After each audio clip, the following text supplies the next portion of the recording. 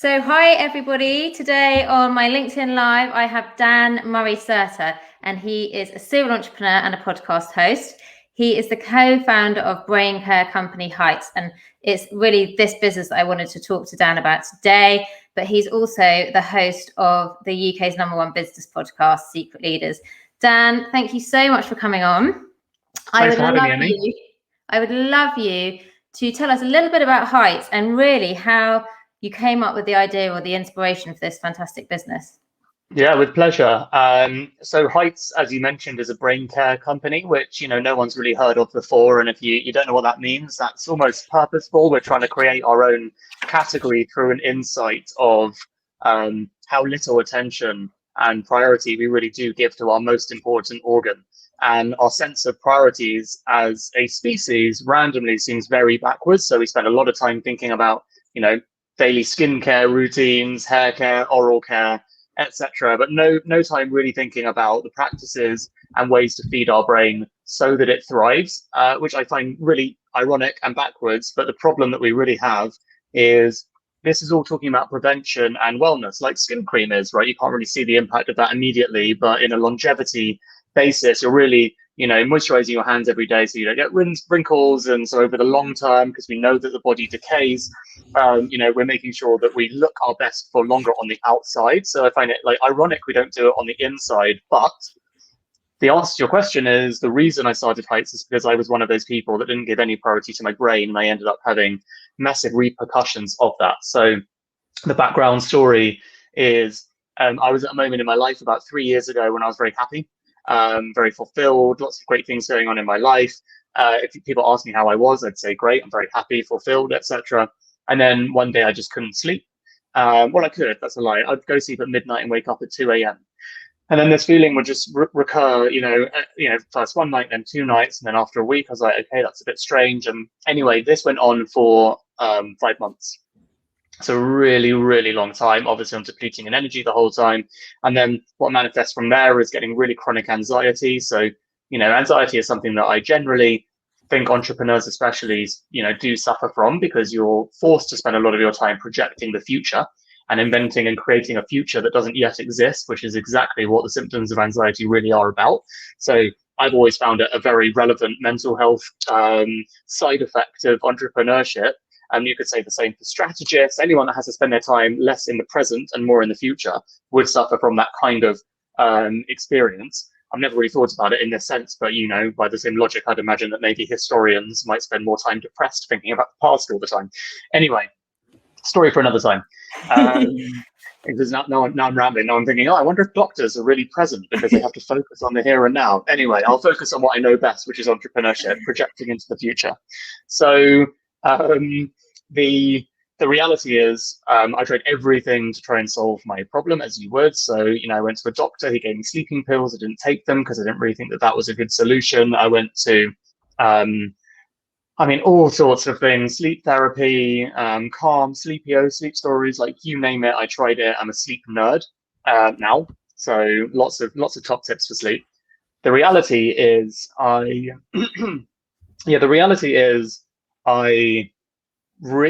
it took me 6 months, 5 months to go for dinner with a friend who just introduced this idea of brain nutrition to me. She said, have you thought about brain nutrition? And I was like, I have no idea what you're talking about. She's an entrepreneur. She wasn't a doctor or anything. So she was like, you should go see a dietitian and you should talk to them about your problem, etc. And I did. And the long story short here is the dietitian asked me to explain my symptoms and my diet, which generally speaking, I'm pretty into health and wellness and exercise and all these things. So to me, I thought it was a great diet, and I was clearly the embodiment of good, balanced health. But she diagnosed me super quickly and just told me to take these supplements, and they were DHA omega-3, B vitamin complex, and blueberry extract, because it's an antioxidant that would help me sleep. Anyway, massive supplement skeptic, thought that it was a bit phony, but at the same time, I'd never been to a dietitian. So, I've heard of nutritionists, but I don't really know that dietitians are basically nutritionists that deal with sick people. So they're scientifically, medically trained, whereas anyone can be a nutritionist. For fun, my business partner just took a nutrition course and became a nutritionist in the last week. That's not to shit on, expert nutritionists, but you'd have to study science for 4 years to become a dietitian. in the NHS, so it's a very different Yeah. scenario. Anyway, so she was very nonchalant, very convinced about what I should do, so I did do those things. My first port of call is I went to Boots, as you would, or Holland and Barrett, to pick up a bit of each of those things. She then told me that I'd messed it up completely, and that actually, little did I know, but most of the stuff sold there is cheap, and cheap, therefore not efficacious, as the word I learned was. So there's a loophole in supplements marketing, ultimately, that makes there a massive difference between what you can make a claim on the packet and the scientific dose that is required to actually make an impact on your body. And as you would imagine, when you pick up supplements for 10 quid thinking you've got a great deal, you actually, best example in the world with this is omega-3s with 7Cs, it's the best-selling brand in the world. The minimum scientific dose that I was prescribed was 250 milligrams, because that is what was going to make an impact for my health. I went and bought 7Cs. The best-selling brand was like 15 quid for a month's supply. And then you look on the pack, as she told me to, in small print, asterisk, etc. And they put in 45 milligrams per day because that's what they can get away with. So you need to take 7Cs for 6 days in a row just to get 1 day's worth of what the science claim is. So this is where my whole journey as like an entrepreneur was, where I was like, whoa, what? That is nuts. Surely that seems to be unbelievably misleading. And as I've learned out, what 99% of the supplement industry does. Anyway, she sent me along to Planet Organic or Whole Foods, aka somewhere where I might balk at the prices, but at least I'll be getting what I thought I was getting. I spent 120 quid on these 3 supplements for the month. And within 10 days, I was sleeping like a baby. My anxiety went away. Had this sort of come to Jesus moment. I'm not religious, don't know why I just use that expression. Come to Jesus moment where I called her up and I was like, I can't believe it. I'm sleeping. My anxiety's gone. I feel great. Like, you've changed my life. Because obviously at that point, I was thinking that's my new reality. And she was very unengaged or excited or sympathetic or anything. She was just like, yeah, I know. As in, like, foregone conclusion. She knew these would work. And she was like, I always recommend these to people. And then she started going on a rant that people like me, consumers, are led by the media of this doesn't work, that doesn't work. And actually 99% of the stuff that doesn't work is because there's like a crappy industry with loads of loopholes that people exploit. All the big brands do it. And you can see yourself, because they're legally required to put on the packs what the minimum dosage is. And you find out that most of the stuff in your cupboard is way off that.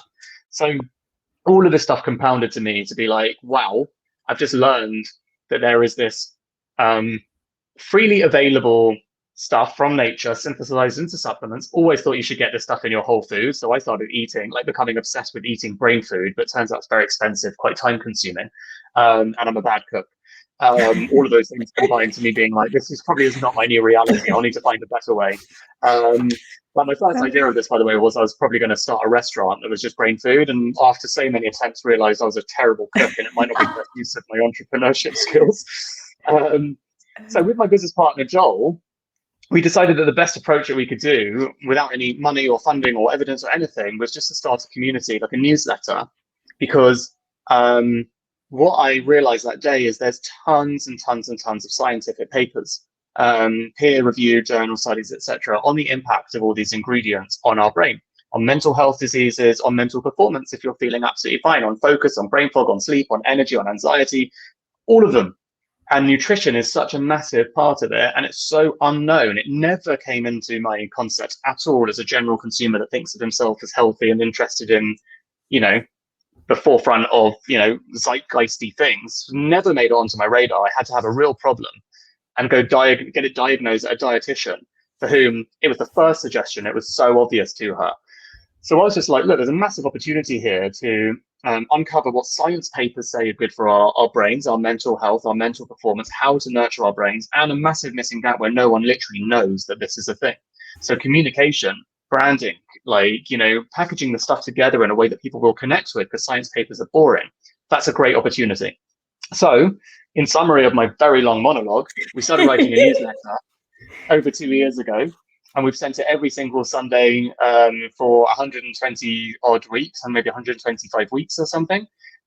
Never skipped a Sunday. We research one science paper every single week and then rewrite it in plain English and send it into people's inbox with a little sign off from me. And that has built us up like a community where now we have about 65,000 weekly readers. We have created a product, our smart supplement, with like a world-leading neuroscientist. Her name's Dr. Tara Swart. She's got a PhD in neuropharmacology, because we decided that trust would be one of our company values, and who's going to trust a couple of guys that don't have this kind of experience? And like that's all culminated recently, and we just did a record-breaking crowdfund. So we raised we raised £2 million in total, but the first £1 million was the fastest £1 million ever raised for a health and wellness business. So just in 20 minutes. Quite so it's been a bit of a incredible. wild ride. Thank you. Yeah. Not a PR headline for sure. I wrote an article about how it really was a PR headline, and actually took a good 6 months to raise. But it sounds good, which is important.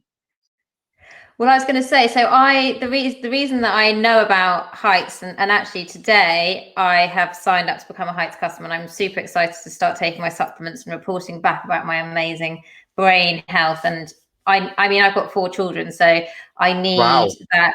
I need that because I'm working and looking after kids and everything. Yeah. But yeah, so Jesus. I don't know. That is far more impressive than any entrepreneurial endeavor, by the way. And I'm about to have my first child later this year. So I'll let you know how I get on. You probably will need your supplements, because like the lack of sleep, and it's definitely full on. But I'm kind of through the lack of sleep bit. But I don't know how I got onto your email list initially, but I've been getting those emails from the very early days. I remember you sending every Sunday. I remember it started off as Dawn, didn't it? The email. Yeah, exactly. It was Dawn. It's funny, like everyone asks us, how'd you come up with brand and stuff? And like, honestly, coming up with the name Heights and launching our brand colors and all that stuff, that took a whole year, because we didn't want to, because getting that right for the future is a big consideration. And there's a lot of thought that goes into that stuff. So we just started off as Dawn, which I thought would be our name. And I was like, oh, it's New Dawn, it's a lovely name, etc. I can imagine lovely sunrise images, can just go on, just go and find royalty-free images of sunrises and make that super simple. Yeah. Like about 3 months into that, I found out that that's basically the equivalent of Fairy Liquid in America. And I was like, well, that name's never going to catch on and go global if that's what it is. So at some point we'll need to rebrand. But yeah, it's like one of my entrepreneurship tips is don't obsess over name and stuff. Just launch with something and then figure it out properly behind the scenes. That's what I always say to my clients. I think the perfectionism in us can stop us from showing up and creating and getting out there and doing things and starting it. And actually, like what you proved is you can start it and build an audience. And you were delivering a really good content and engaging with people. And then when you were ready to sell your product, you obviously had a trusted audience.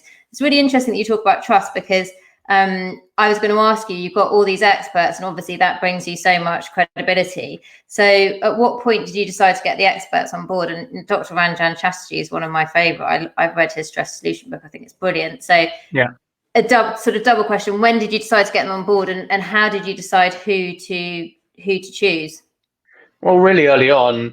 I think one of the things I would say to people who are looking for advice on how you do that, I've been friends with Rangan before he was famous. So when he was first coming up, writing his first book, someone introduced him to me. He was going solo on being a GP to writing a book to growing a personal brand, building a business. And someone introduced him to me as someone who might need help running a business. And, I met him and I gave him advice and help and said, look, whenever you need to catch up, just drop me a message. Anyone I could introduce you to, I'm happy to. And I think that's the most important lesson I can share here, right? He's now the UK's #1 health and wellness podcaster, #1 health and wellness author. And everyone in life is looking for these shortcuts, right? Like, oh, that person would be great. I wonder how I can leverage their expertise. And the answer to it is you got to earn this right. I, like everyone that's amazed at some of the people that I've managed to get on my podcast or helping Heights or whatever, need to understand that I play the long game with everyone, and I literally give everyone everything that I can, help-wise, contribution-wise, before they've made it. So this is the ultimate life hack. There is no life hack. There's just being a really good, decent person and helping people on their journey. And when they're famous, they want to help you. So and you won't always get that right. But you don't do it in case they become famous. You do it because you help them, because you're a nice person, and because someone introduced you. So that's the answer of how you get people like Rangan. It's not all like that. Tara, for example, our chief science officer, who's amazing. I literally rewrote one of her science papers, put it in our newsletter, and then tweeted her and became friends with her. And we met up in London, and I told her about the idea that we had for a product, and she said that she's literally got a PhD in neuropharmacology, which is exactly what you need to understand what the brain's nutritional composition is made of, and that she's always had an idea for this but isn't entrepreneurial. So it's like, well, let's collaborate. This sounds absolutely perfect. You've got all the expertise we don't. From a credibility or trust point of view, you don't want to just buy into a company called Heights and look at who the founders are and be like, right, 2 white founder guys who ran a tech company that didn't work. Yeah, I trust that. No way. You want to know that you've got someone who is like literally a neuroscientist. She's a medical doctor with a PhD in neuropharmacology who lectures at MIT. Like, that is like unbelievably credible in terms of like her experience working for the NHS as a psychiatrist and also formulating this stuff as part of her PhD. That's a kind of trust level you want if you're going to take something that's going to benefit your brain. You don't want to hear what we have to think. You want to know that you can trust things. And similarly, that's how she has to sign off the formula as well. From our point of view, we don't want to be on the hook over whether this is or isn't the right dosages of things. That's really just not our place.